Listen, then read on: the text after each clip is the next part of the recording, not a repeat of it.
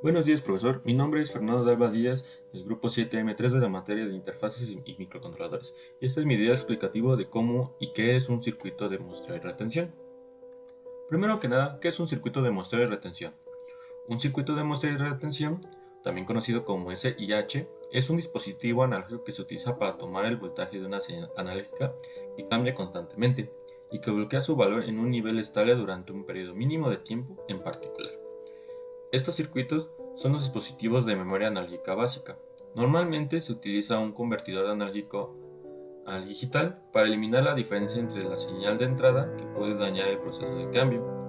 Un circuito típico de muestra y retención almacena carga eléctrica en un condensador y que contiene al menos un dispositivo de conmutación y generalmente es un amplificador operacional.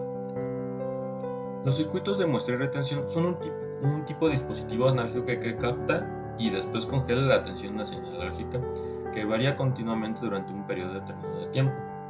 Se suelen utilizar como parte del convertidor analógico a digital para evitar la distorsión que de otro modo se podría producir con una variación en la señal de entrada. Un circuito de muestra y retención típico considera un condensador para almacenar carga eléctrica, un dispositivo de conmutación y un amplificador operacional.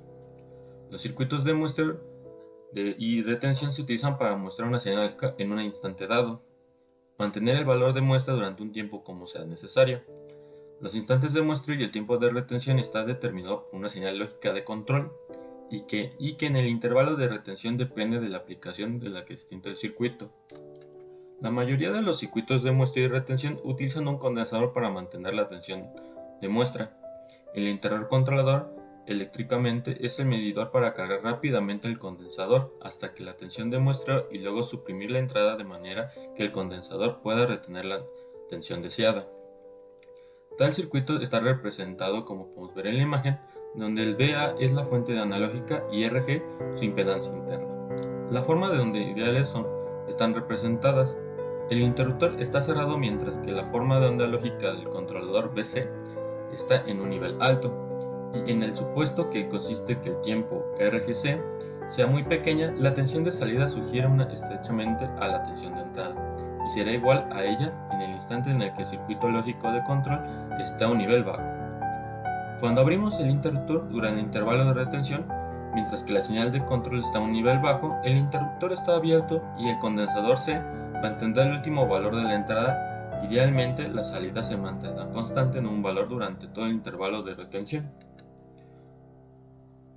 Cuando se le aplica una señal de CC a la entrada de un convertidor analógico a digital, esta cambia de amplitud continuamente. Sin embargo, el proceso de conversión analógica a digital toma un intervalo de tiempo finito, por lo que a lo largo de este tiempo la amplitud de la entrada del convertidor digital analógico cambiará en esta desviación de la amplitud, que resultará en un error potentemente grave o, dependiendo de la aplicación, podría ser menor. La preservación de la desviación de amplitud del CA consiste en muestrar la señal y mantener una amplitud fija mientras que se realiza la conversión. Esto se logra en los circuitos que hemos estado mencionando.